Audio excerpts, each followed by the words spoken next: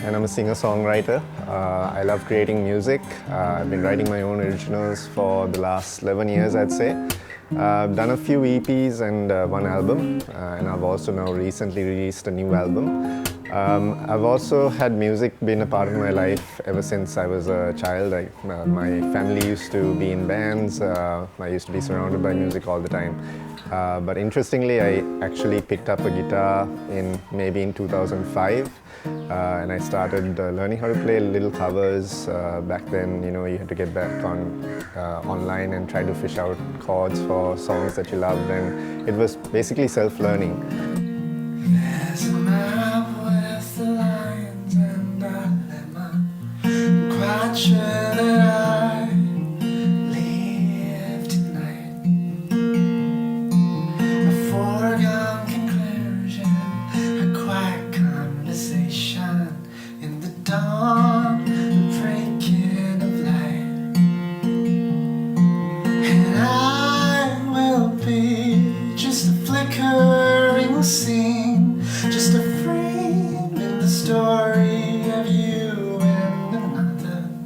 A foregone conclusion, a fallback solution to your convenient dream. I realized that whatever I wanted to say as an individual, I could also put into music by creating it. So I started writing songs, and that hobby kind of built up into a creative outlet where I started doing short albums over a period of time, which became then a serious outlet for what I had to say. The art of getting by, the catchphrase of my life. Fires douse in the sea at night. Wind's got my hair, I don't care. No lie. It's not a fault to see my way. Your weight in gold may be my color of gray. In the crowds of New Year's Eve, you'll find me right where I need to be. Right where I will be.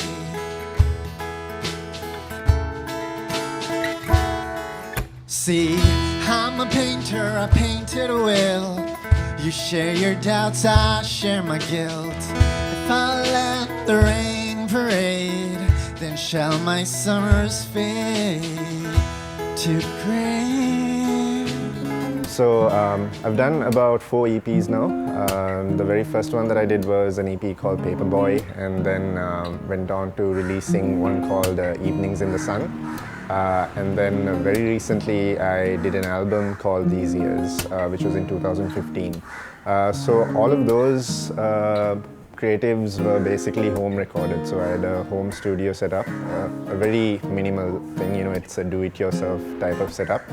And it gave me the freedom to, balance. Most musicians in Colombo balance their work as well as doing music part-time, especially if you're creating original music. So doing the recordings at home basically enabled me to have a lot of flexibility in what time I wanted to record.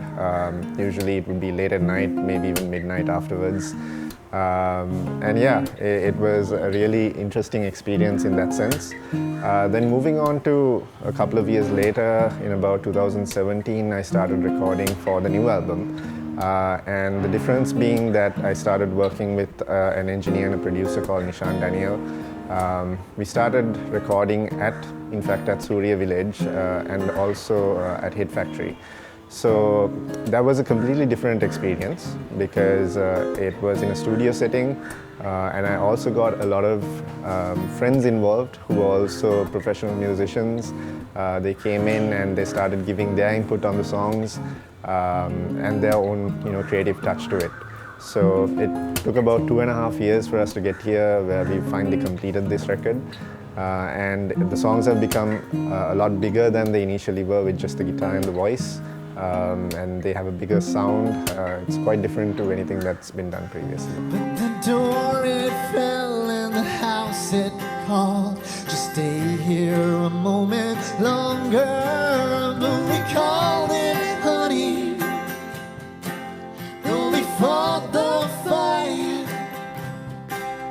The failing of emotions cracks under the ocean till there's nothing left. Though we call it honey, though we fought the fight,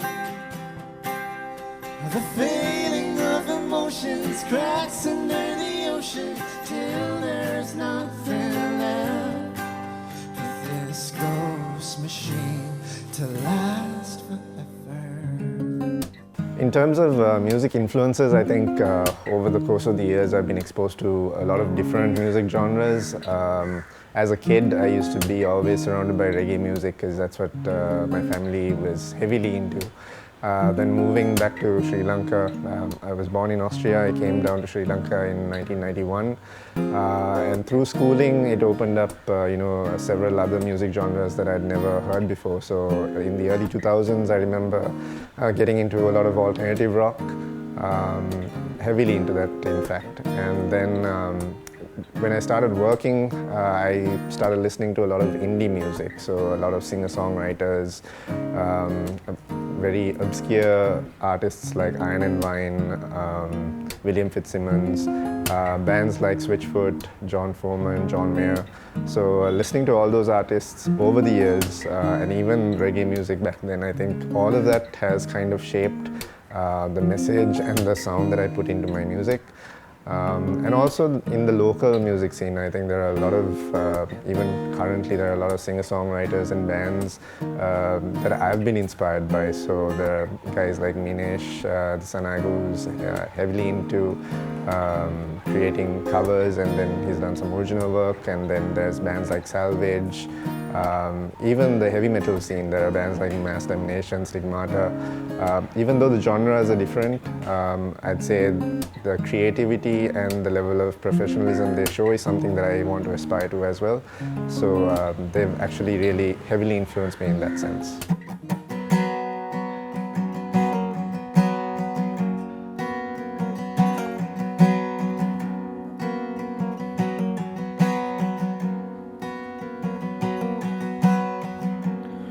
You know that feeling when your day is done, when your head is heavy, you slip into a crowd that's marching home, that's marching on home.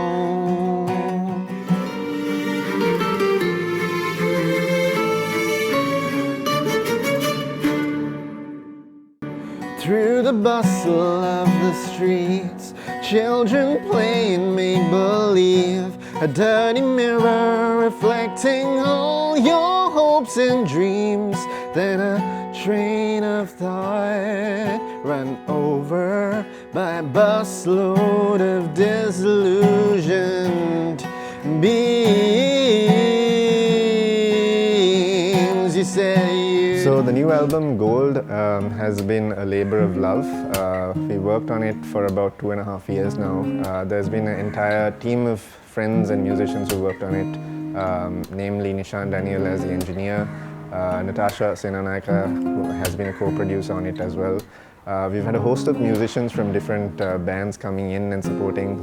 So musicians like Tishan Vijay Singer from Mass Damnation, Shehan Rodrigo, Manu Kodikara from Salvage, and a host of others. So the intention behind this was to make it a very communal affair, because I've gotten to know all of these guys over the years from a community-based concert series that we host called the Melomanic Sessions, and we've just become very good friends. So it made sense to bring all of these guys in and to work on the music together. So the songs, like I said previously, sound really different to one another, but also different from collectively as something that I've done previously.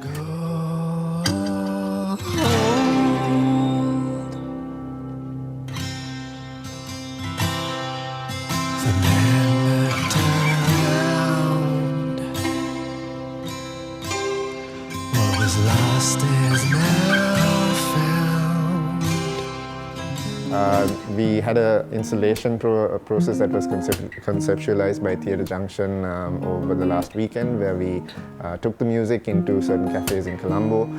We invited people to, just put these headphones on and give the songs a listen. So that was something we did differently because we wanted to, connect with people on a more personal level and say, look, this is the sort of music that's been done in the homegrown scene, and raise awareness on that as well. So that was a really enjoyable experience, which we hope to do in the future also. Post that, I think on the 29th of January, the music came out on digital streaming, so it's available on Apple Music, Spotify, all of those streaming services as well. I think the future plan for the album will also be, there's going to be a new video coming out for one of the songs.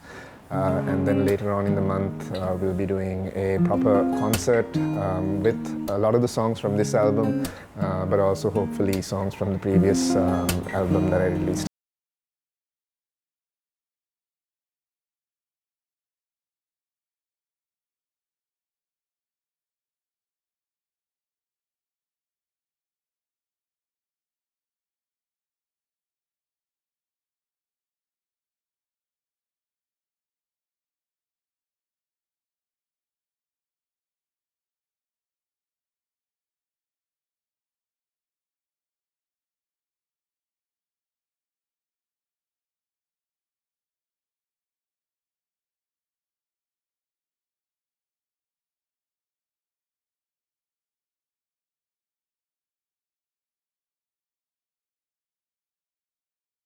In terms of enhancing songs plays a very vital part, I think, these days. In a world where everyone's in a rush, we all have day jobs, we are always on the go, and the attention spans have become really short.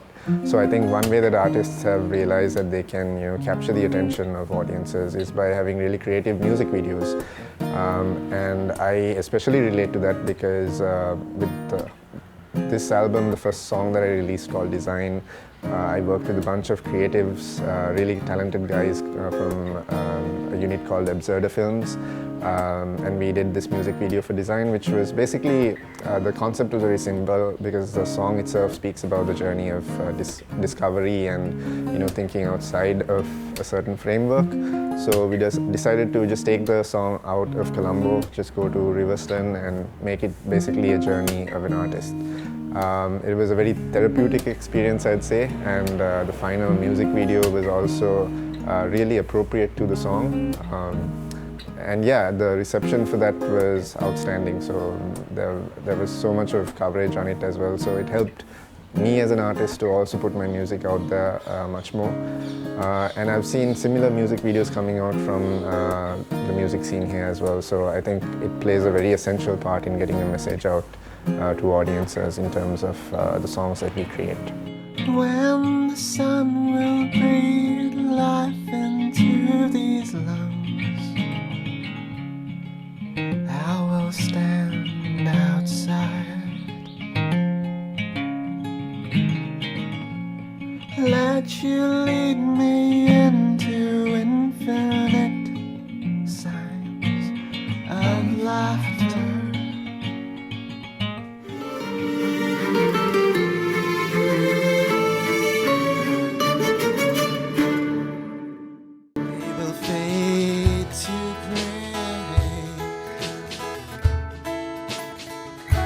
And of course, I'm the one that lives to give. Take from me till I'm ragging filled. Sure it stings, but your pain is might. I'll shove my way, pray tell me what's on your mind. So in terms of writing original music, I think like most others, I tend to take a very personal approach to it as well. It's always been what I call self-therapy. So as an introvert, I think most introverts turn to music as an outlet to express themselves. So for me, it's always been about personal experiences, about healing, about getting through things, and basically working on myself. And when I write music, basically, I never think of, okay, what's it going to sound like to the outside audience. It's more about, okay, do I buy into it as an artist? Do I believe in what I'm trying to say? And then if, once it's out there, if people connect with it, then all well and good. But that's the beauty of it. Music is very subjective, and you could have genres that you like, or simply genres that you don't connect with, and that's fine, right? But yeah, in terms of writing, I've taken different approaches. So it could be based on personal experiences, but I've also written songs based on a third-person perspective, where it could either be a fictional character, and I then just try to imagine if they were in a certain situation, how would they react to it, and what sort of emotions that would contain. Yeah, so there are different aspects to songwriting, mostly to keep things fresh for myself as an artist as well. Do you hear the trumpet? Into collisions we fall. Bruised matter and strips made of gold. So in terms of feedback, I'd say music in general in Sri Lanka over the years has gotten to a really good place creatively, specifically for English original music, I'd say. But again, we have to be realistic in terms of it being a niche market. The majority is Sinhala based, obviously, and Sinhala and Tamil. But I think there is a decent market out there for English musicians as well. For me personally, a lot of people have reached out over the years in terms of how they connect with the music. It might not be the profession which is always the most financially viable, which is why I think most English original musicians, would be balancing a day job and then following their passion. But at the end of the day, as an artist, as a musician, I think the most rewarding thing is when people reach out to you and say, hey man, I really connected with this song, I really loved what you were trying to say there, I feel the same way. Just little messages like that mean a lot. And that's something that's collectively grown over the years, especially releasing the last album. There was a little album launch that I did, and it went around quite a bit, and people were quite generous with their messages and saying that how much they love the music. With this new album, which is already out on the 29th, there's been similar feedback, so it's literally been a couple of days, and a lot of people have been coming back saying how they've been impressed with the production, the songwriting, and it's just been a blessing.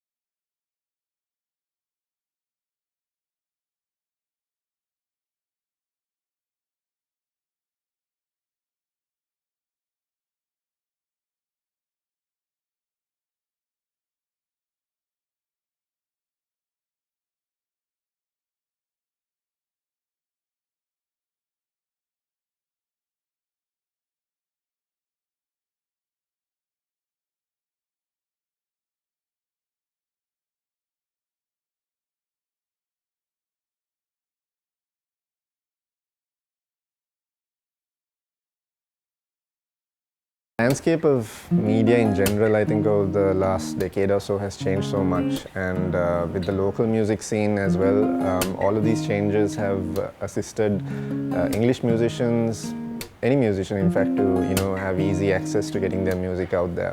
But I think what's most important is that in a day and age where everything is so accessible, is that you make your content as honest as possible, because it's very easy to get jaded in the whole social media scheme of things. So as a musician, I think the most important thing is that whatever you're writing, whatever you're creating, is a message that's true to yourself. And then if that comes through in whatever you're creating, people will then connect to it. That's number one, I think, and there are a lot of musicians and artists in Colombo and in Sri Lanka right now who are doing really well. Bands like The Soul, Stigmata, Salvage. There are so many others, Unscripted, that either they're doing really well in the live music performance scene where there's demand for them to be performing, or in creating their own original music and promoting it as well. Over the last couple of years, we've had artists from here going overseas, having the opportunity to perform in festivals. So it is thriving in that sense, but what I feel locally that we can do better is to support these artists, share their music. If you hear something from them that you love, then basically, like we would do with any other artist, just give them a share, give them a shout out, promote it within your friends. Like I said earlier, it's a very niche market in Sri Lanka, and some of these artists need all the push that they can get, to get their music out there, and that only motivates them to do better in the future. There's a distant call to arms, a silent swelling of lungs. Can you hear the trumpet into collisions we fold? Do you ever wonder, have we lost our minds? So there are so many people that I'd like to thank with the releasing of this new album over the last couple of years. All the friends that have joined in to make this a possibility. Again, like I said, Nishan and Natasha being co-producers, and all the musicians that worked on it. Absurda Films for creating 2 amazing music videos for the album. All the media outlets, actually, even High TV, for giving us as artists the opportunity to get our message across, saying that this music is out there for people to listen to. I think all of that plays a very important role in giving us the chance to promote our songs as well. So a lot of thanks to everybody who's been involved, and especially a thanks to everybody who supports it by listening to the songs. Because whatever said and done, that's how the word gets across. So thanks to everybody who's given a second to listen to the songs, and who's given even the simplest of shares, to help get the music across. Upcoming plans, I'd say definitely there's going to be another video coming out for the album very soon, maybe in a couple of weeks' time. And also at the end of February, hopefully by the beginning of March, we're going to have a full-scale concert that's going to be having songs from the album, as well as previous music that I've done as well. So those are the immediate plans, and then if all goes well, hopefully to take the music outside of Sri Lanka as well. India is one of the places that ideally I'd like to tour the music, because there's a lot of receptive music scenes in India as well that's open to the indie singer-songwriter type of music. So that's one area that I'd really like to tour, if possible, and get the music across. Have we lost our minds?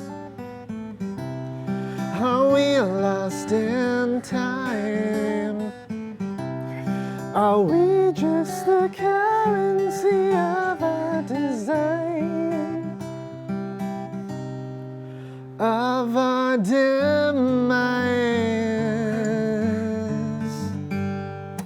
In this madness, in a place we call home, will you stand for the